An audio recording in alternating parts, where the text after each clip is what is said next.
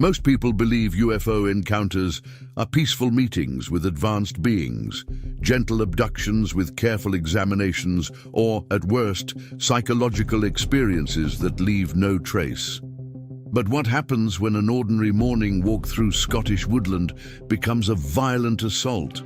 What happens when the evidence isn't just in someone's memory, but written in torn clothing, physical injuries, and ground markings that puzzle investigators for decades? Today, we're exploring the Dechmont Woods encounter, the only UFO case in British history to become the subject of a criminal investigation. This isn't just another story of lights in the sky. We're talking about police reports, medical documentation, and scars that mark both the witness and the very ground beneath his feet. November 9th, 1979. The morning mist clung to the hills around Livingston, West Lothian, as 61-year-old Robert Bob Taylor prepared for what should have been a routine day. As a forestry worker for the Livingston Development Corporation, Taylor had spent decades walking these paths, checking newly planted trees, ensuring the expansion of Scotland's green spaces proceeded according to plan. He was the kind of man you'd trust with your life. Reliable, honest, with the weathered hands and steady gaze of someone who'd spent his career working the land.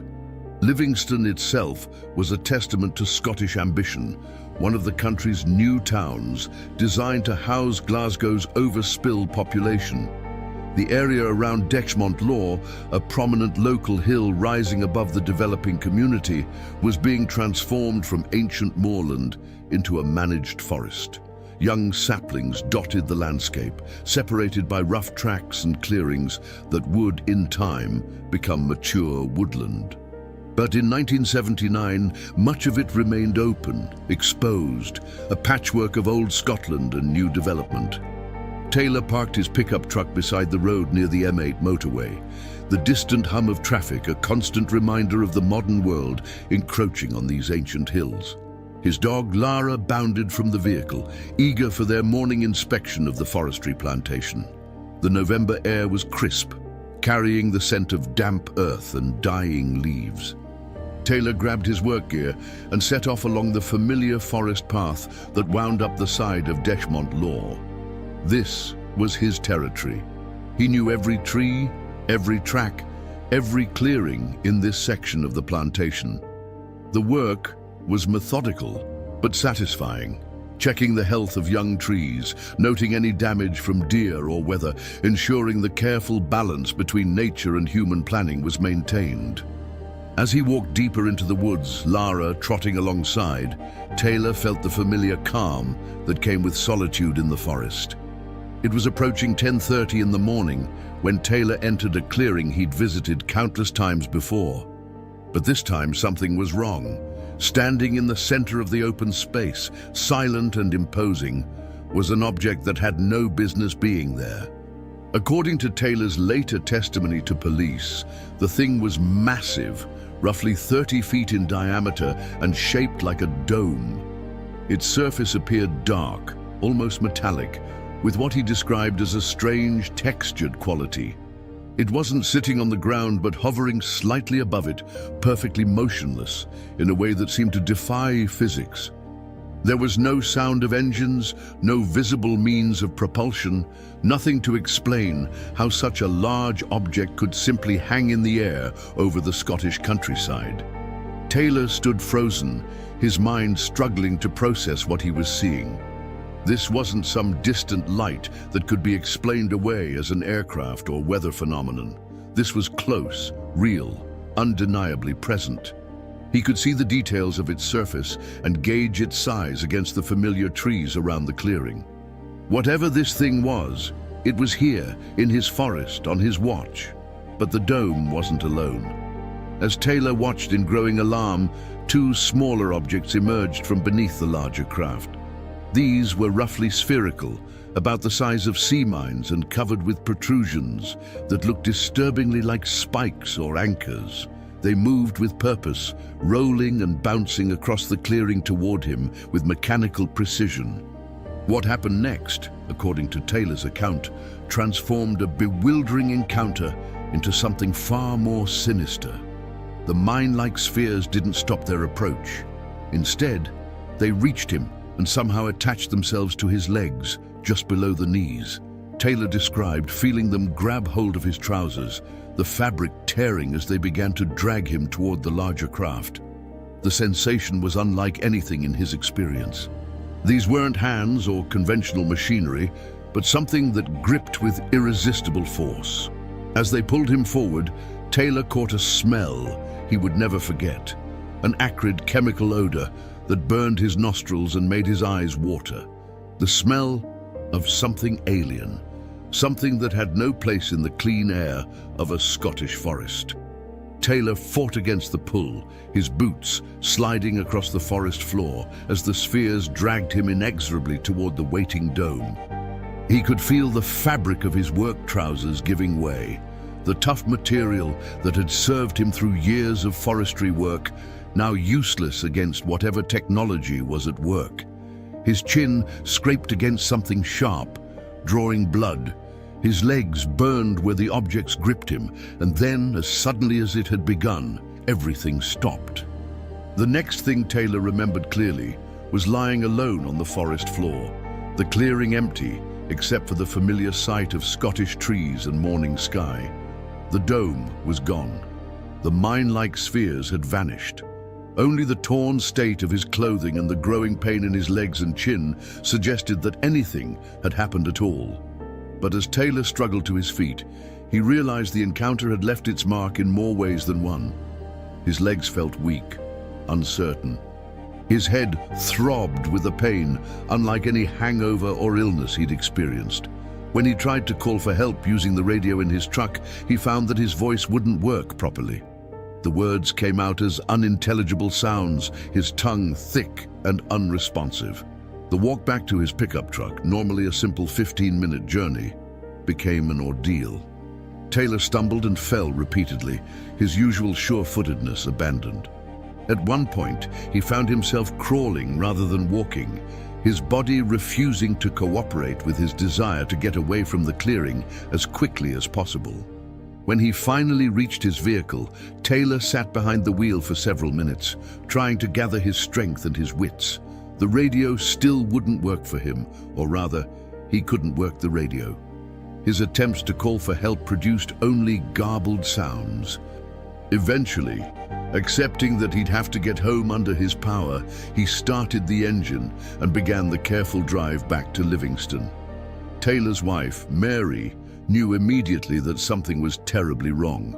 Her husband of many years stood in their doorway looking like he'd been in a fight, his clothes torn, his face scratched and dirty, his usually steady demeanor replaced by obvious distress. The work trousers he'd put on that morning were shredded around the legs, with tears that looked like they'd been made by some kind of machinery rather than natural snags or falls. Mary called their family doctor, who arrived to find Taylor suffering from what appeared to be minor but unusual injuries. The grazes on his chin and thighs were consistent with being dragged across rough ground, but the pattern of the tears in his clothing suggested something more systematic than an accidental fall. The doctor treated the wounds and noted Taylor's obvious distress, but could not explain what might have caused such specific damage. More significantly, Mary also called the police. This decision would elevate the Dechmont Woods incident from local curiosity to historical significance, making it the first and only UFO encounter in British history to be treated as a criminal investigation. The responding officers, initially skeptical, found their attitudes changing when they accompanied Taylor back to the clearing. The site showed clear evidence that something unusual had occurred. The ground where Taylor claimed the large dome had hovered bore strange markings, parallel lines pressed into the earth that investigators described as resembling ladder tracks. These marks were too regular to be natural, too large to have been made by conventional forestry equipment. More puzzling still were the smaller indentations scattered around the clearing. These matched Taylor's description of where the mine-like spheres had been, circular impressions in the soil that suggested considerable weight despite the object's reported mobility. The police measured and photographed everything, treating the scene with the same care they would bring to any assault investigation, because that's exactly what they were dealing with, according to official procedure. Robert Taylor had returned from the forest injured, his clothing damaged, with clear evidence of some kind of struggle. The fact that his account involved UFOs didn't change the basic facts of the case. Someone or something had assaulted a Scottish forestry worker, and it was the police's job to investigate. The investigation that followed was thorough by the standards of any criminal case. Officers interviewed Taylor multiple times, searching for inconsistencies in his account. They found none. His story remained steady through repeated questioning, delivered with the straightforward manner of a man recounting unpleasant facts rather than spinning an elaborate fiction. The physical evidence was examined by forensic specialists. The ground markings were measured, photographed, and analyzed. The tears in Taylor's clothing were studied to determine what might have caused such specific damage. No conventional explanation emerged that could account for all the evidence. Perhaps most significantly, Robert Taylor himself was evaluated as a witness. This wasn't some attention-seeking individual with a history of wild claims. Taylor was a respected member of his community, a man who'd worked the same job for decades without incident. He had no apparent motive for fabricating such a story, and indeed seemed uncomfortable with the attention his account attracted. The case attracted interest from UFO researchers who saw in Dechmont Woods the kind of physical evidence usually lacking in encounter reports. Malcolm Robinson, a prominent Scottish ufologist, investigated the case extensively and concluded that Taylor's account represented one of the most credible UFO encounters on record. The combination of a reliable witness, physical evidence, and official investigation gave the incident a legitimacy rare in UFO literature. But credibility didn't bring answers. The police investigation, for all its thoroughness, could identify no conventional explanation for what had happened to Robert Taylor. No human assailant was found. No evidence of conventional machinery or vehicles in the area emerged. The case remained officially open, filed under criminal assault, with no resolution. Skeptics, of course, offered alternative explanations. Some suggested that Taylor might have suffered a medical episode, a seizure or stroke that caused hallucinations and self-injury. Others pointed to the possibility of encounters with experimental military technology, secret aircraft being tested in the area. A few even suggested that the nearby water tower, when seen from certain angles, might have created the visual foundation for Taylor's account. But none of these explanations adequately addressed all the evidence. A medical episode might explain Taylor's condition, but not the ground markings. Military technology might account for the unusual craft, but not the specific nature of the smaller objects or their reported behavior. The water tower theory required assuming that an experienced forestry worker couldn't distinguish between a familiar landmark and something genuinely anomalous. Robert Taylor himself never wavered in his account. Until he died in 2007, he maintained that something extraordinary had happened to him in Dechmont Woods that November morning. He didn't seek publicity or profit from his experience. He simply insisted, with the quiet dignity that had characterized his entire life, that he had told the truth about what he encountered. The site of the incident has since become something of a pilgrimage destination for UFO enthusiasts. West Lothian Council, recognizing the historical significance of the case, created an official UFO trail that guides visitors to the spot where Taylor claimed his encounter occurred. A plaque marks the location, making it one of the few officially recognized UFO sites in the world. But perhaps the most lasting impact of the Dechmont Woods incident isn't found in plaques or walking trails. It's found in the questions it raises about the nature of reality itself. Here was a case that seemed to meet every criterion skeptics usually demand: a reliable witness, physical evidence, official investigation, and no obvious motive for deception. Yet it defied conventional explanation just as thoroughly as any blurry photograph or second-hand account. If we dismiss Robert Taylor's experience, we're left explaining away not just his testimony, but the physical evidence and the judgment of police investigators who found his account credible enough to pursue as a criminal case. If we accept it, we're forced to confront possibilities that challenge our understanding of what's possible in our ordered, rational world.